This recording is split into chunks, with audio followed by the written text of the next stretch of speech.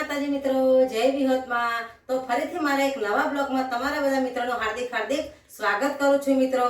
અને હા, તમે મારો વિડીયો તો જોવો જ છો, મને ખબર છે, પણ તમે કોમેન્ટ નથી કરતા। જો તમે કોમેન્ટ કરશો તો મને પણ આનંદ થશે, મને એવું લાગશે કે અમુક ગામથી મારો વિડીયો જોયો છે અને મને વિડીયો બનાવવાની મજા આવશે। તો મિત્રો, મારા વિડીયોમાં તમારા બધા મિત્રોનું સ્વાગત કરું છું। તો શું તમે સફેદ વાળથી કંટાળી ગયા છો? તમને નાની ઉંમરમાં સફેદ વાળ આવી ગયા હોય અને જો તમે બજારમાંથી ડાય લાવી અને કેમિકલ વાળી ડાય લઈને વાપરો છો તો તમે અઠવાડિયામાં 2 વાર ડાય નાખો છો તો તમારા સફેદ વાળ નથી જતા। તમે ડાય નાખો 2-3 વાર, 2-3 દિવસ થાય એટલે માથું ધોવો ને એટલે તમારા સફેદ વાળ દેખાવા માંડે છે। પણ તમે મારો વિડીયો પૂરેપૂરો જોશો ને તો તમને ખબર પડશે કે હું તમારા માટે એવી જબરજસ્ત ટીપ લઈને આવી છું, એવી દેશી ડાય લાવી છું કે એમાં કેમિકલ નથી અને એકદમ નેચરલી એ ડાય છે કે તમારા સફેદ વાળ જો તમે એક જ વાર ડાય નાખશો ને તો 100 વર્ષ સુધી તમારા સફેદ વાળ ગાયબ થઈ જશે। તમને સફેદ વાળ માથામાં જોવા પણ નહીં મળે અને વાળ પણ તમારા લાંબા થશે, એવા રેશમ જેવા થશે અને સિલ્કી થઈ જશે। તો એના માટે આપણે વિડીયોમાં બનાવી રહેવાનું છે। મારો વિડીયો તમારે પૂરેપૂરો જોવાનો છે કે આપણે ડાય માટે બનાવવા માટે કે તમારે શું વસ્તુ લેવાની છે, એની અંદર કઈ કઈ આપણે વસ્તુ નાખવાની છે, શેનાથી બનાવવાની છે અને કેવી રીતે નાખવાની છે અને આ ડાય કેવી રીતે બને છે એ પણ હું તમને આગળ વિડીયોમાં બતાવી દઉં।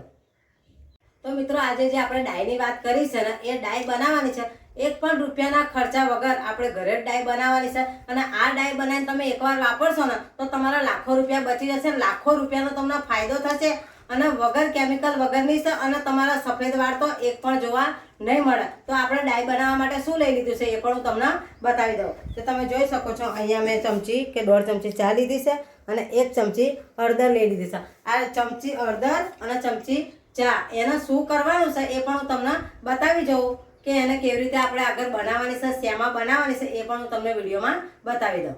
મિત્રો, અહીંયા આપણે લોખંડની તવી લઈ લીધી છે, મારે ગેસ થઈ ગયો છે એટલે હું આ ચૂલા પર આ 2 વસ્તુ આપણે લીધી, ચા અને હળદર, એને આપણે ચૂલા પર આવી રીતે તવો મૂકી દેવાનો છે। આપણે તવો મૂકી દીધો અને પહેલાં શું નાખવાનું છે એ પણ હું તમને કહી દઉં કે આપણે તવો ગરમ થાય ને એટલે પહેલાં એની અંદર શું નાખવાનું છે એ પણ હું તમને આગળ વિડીયોમાં બતાવી દઉં।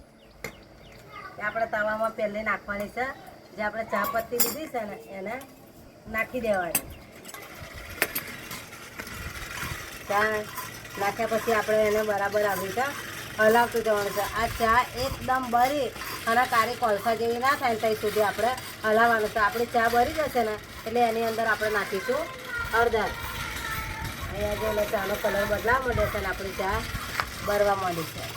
હવે તમારે હલાવતું જવાનું છે એટલે લોખંડના તવાએ ચા ચોંટી ના જાય અને એકદમ મસ્ત ચા બળી જાય।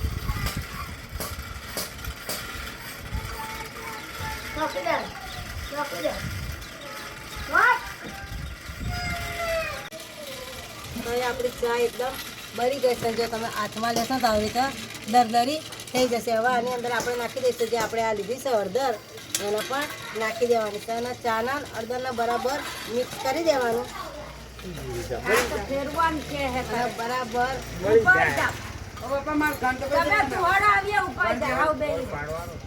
તો આપણી ચા અને જે હળદર છે એ બરાબર મિક્સ થઈ ગયું છે અને હવે એને આપણે બરો ને એટલે આપણે લઈ લેવાનું છે। તો તમે જોઈ શકો છો એકદમ કાળું કોલસા જેવું થઈ ગયું છે 2 ચા અને હળદર।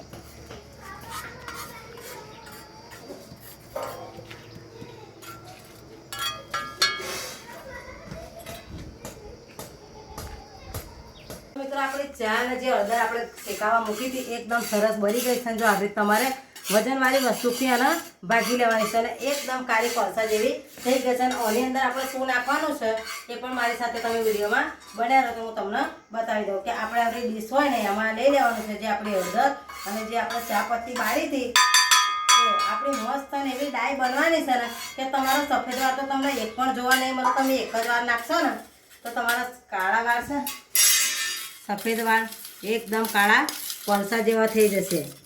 તો આપણે જોઈ લો આ થઈ ગયું છે। હવે આની અંદર આપણે શું નાખીએ છીએ ને એ પણ હું તમને બતાવી દઉં। તો અહીંયા મેં લઈ લીધું છે નારિયેળનું તેલ, તે આપણે જે ડાય બનાવી છે ને એની અંદર તમારે આવી રીતે નારિયેળનું તેલ નાખી દેવાનું છે અને બરાબર મિક્સ કરી દેવાનું છે આવી રીતે। તમને એવું લાગે કે હજુ ખોટું છે તો તમારે થોડુંક નાખતું જવાનું છે। આની અંદર એક સિક્રેટ એવી નાખવાની છે ને કે તમારા સફેદ વાળ તો તમને જિંદગીમાં જોવા નહીં મળે। આ તમે હવે દુકાનમાંથી ડાય લાવવાનું બંધ કરી દેશો ને આ જ ડાય તમે ઘેર જ બનાવીને નાખશો ને એટલે જો આપણે કને એક સિક્રેટ સત્રણ વસ્તુ તો નાખી છે પણ તોથી આમાં કઈ ઉમેરવાની છે ને એ હું તમને બતાવી દઉં. એ તમે ઉમેરશો ને કે તમારા મૂળમાંથી સફેદ વાર નહીં કાળા વાર નીકળવાનું જાદુ થઈ જશે. એ રીતે તમારા કાળા વાર નીકળશે મૂળમાંથી. પણ હવે એની અંદર આપણે શું નાખવાનું છે એ પણ હું તમને બતાવી દઉં. તો અહીં લઈ લીધો છે આમળા પાવડર. તો આપણે થોડોક અડધી ચમચી જેટલો મેં આમળા પાવડર નાખી દેવાનો છે અને એના બરાબર બધાને હલાવતું જવાનું છે. આવી રીતે મિક્સ કરી દેવાનું.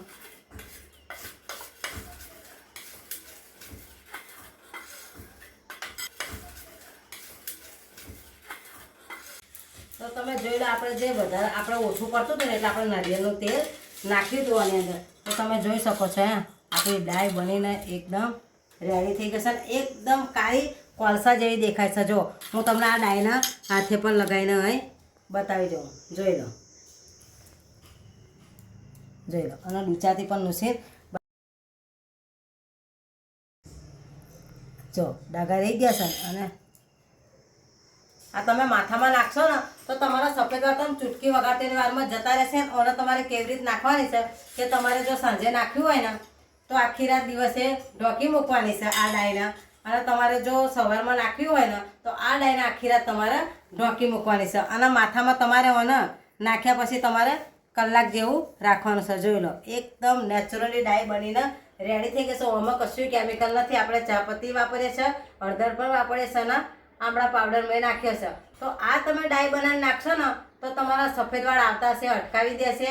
તમારા વાળ મજબૂત થશે, ખરતા હશે એ પણ અટકી જશે, માથામાં ખોડો હશે એ પણ મટી જશે. અને આ ડાયને તમારા કલાક 2 કલાક રાખવાની છે. નાખ્યા પછી તમારે કોઈ પણ શેમ્પૂથી માથું ધોઈ નાખો છો. આનાથી તમારા માથામાં કોઈ કેમિકલ નથી એટલે નુકસાન નહીં થાય, આંખોનો પણ નુકસાન નહીં થાય અને તમારા સફેદ વાળ આવતા અટકાવી જશે. એકદમ કાળા કોલસા જેવા તમારા વાળ થઈ જશે. તો આવા જ વિડીયો જોવા માટે મારી ચેનલને સબસ્ક્રાઈબ કરજો, સપોર્ટ કરજો.